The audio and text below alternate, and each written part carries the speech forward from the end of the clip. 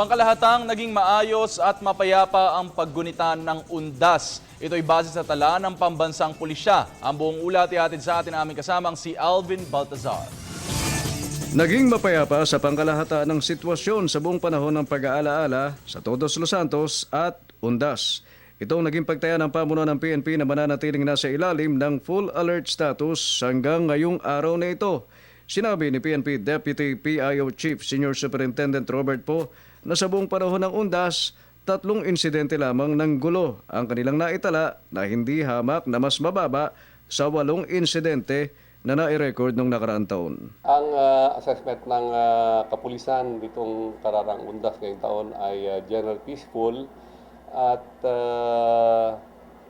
nairaos natin ang Undas ng mas maayos kaysa noong nakaraang taon. Wala rin umanong naitalang anumang kaso ng akyat bahay sa buong panahon ng kainitan ng araw ng mga kaluluwa.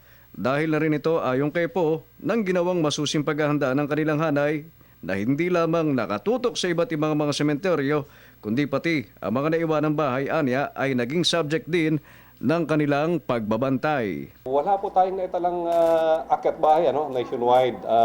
Ang ating monitoring system dito sa ating operation center sa Camp Crame ay wala tayong naitalang isang insidente ng akyat bahay o ng anong robbery. Sa kabilang dakoy, wala na namang nakikitang dahilan ng Philippine National Police upang palawigin pa ang full alert status. Posibleng idiretso na nga umano sa normal alert ang estado ng kanilang alerto simula sa araw ng bukas. Para sa Telebisyon ng Bayan, Alvin Baltazar.